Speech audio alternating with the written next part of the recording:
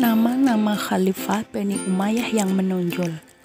Di antara 14 orang Khalifah Bani Umayyah yang berkuasa selama lebih kurang 90 tahun, terdapat beberapa orang khalifah yang dianggap berhasil dalam menjalankan roda pemerintahan.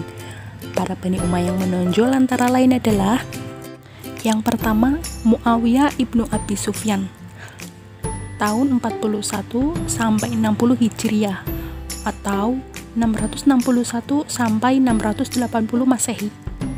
Muawiyah ibnu Abi Sufyan dilahirkan kira-kira 15 tahun sebelum Hijriah dan masuk Islam pada hari penaklukan kota Mekah bersama-sama penduduk kota Mekah lainnya. Rasulullah ingin sekali mendekatkan orang-orang yang baru masuk Islam kepadanya agar perhatian mereka kepada Islam benar-benar tertanam dalam hati mereka. Oleh karena itu, Rasulullah berusaha agar Muawiyah menjadi lebih akrab. Nabi Muhammad SAW mengangkat Muawiyah sebagai anggota sidang dari penulis wahyu. Dalam perjalanan sejarah hidupnya, kemudian ia diangkat sebagai gubernur Damaskus. Dari sinilah karir politik Muawiyah dilakukan secara perlahan, yang kemudian mengantarkannya ke puncak kekuasaan setelah kemenangannya dalam peristiwa Tahkim. Dan proses perdamaian yang dilakukan putra Ali, Hasan ibnu Ali, dikenal dalam jabatan sejarah Islam dengan sebutan Amul Jamaah. Sejak itulah ia secara sah menjadi seorang khalifah tahun 661 Masehi. Di antara usaha yang dilakukan yang membawa namanya menjadi terkenal selain mendirikan dinasti Bani Umayyah adalah perluasan wilayah dan berusaha menaklukkan beberapa daerah kekuasaan Bizantium dan Persia. Misalnya, ia mengutus Uqbah bin Nafi untuk menaklukkan Tunisia pada tahun 670 Masehi. Panglima Uqbah ibn Nafi kemudian mendirikan sebuah kota, yaitu kota Qairun, yang menjadi salah satu pusat kebudayaan Islam. Di sebelah timur, Muawiyah dapat menaklukkan Khurasan sampai ke Sungai Oxus dan Afghanistan sampai ke Kabul. Angkatan lautnya terus mengadakan serangan ke ibu kota Bizantium, Konstantinopel. Yang kedua, Khalifah Abdul Malik ibnu Marwan, tahun 665 sampai 86 Hijriah atau 685 sampai 705 Masehi. Khalifah Abdul Malik Ibnu Marwan terkenal karena banyak jasanya dalam menciptakan keamanan di semua wilayah Islam.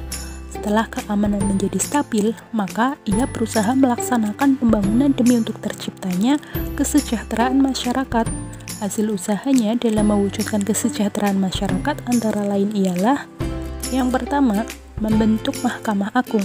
Lembaga ini untuk mengadili para pejabat tinggi yang melakukan penyelewengan atau tindakan yang merugikan bangsa dan negara atau bertindak sewenang-wenang terhadap rakyat. Kemudian yang kedua, penggantian bahasa resmi.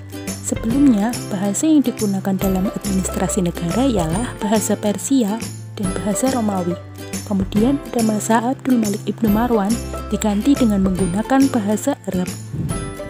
Yang ketiga, penggantian mata uang. Sebelumnya, mata uang yang beredar di tengah masyarakat adalah mata uang Persia dan Romawi. Kemudian pada masa pemerintahan Khalifah Abdul Malik ibnu Marwan, semua mata uang tersebut diganti dengan mata uang yang baru. Pada halaman muka uang baru itu tertulis kalimat La ilaha illallah dan halaman belakang tertulis nama Khalifah Abdul Malik ibnu Marwan. Mata uang tersebut berlaku untuk seluruh daerah kekuasaan Islam kecuali Mesir. Di daerah Mesir berlaku uang baru pada pemerintahan Walid ibnu Abdul Malik. Yang keempat yaitu pembangunan pos. Badan ini bertugas menyampaikan berita dari pusat ke daerah atau sebaliknya dan mengamati pekerjaan para pejabat di daerah. Dan kemudian yang kelima, mendirikan bangunan-bangunan seperti pembangunan pabrik-pabrik senjata dan pabrik kapal perang yang didirikan di Tunisia, membangun Masjid Umar, Qubah Al-Sakhrah di Yerusalem, serta memperluas Masjid Al-Haram di Mekah.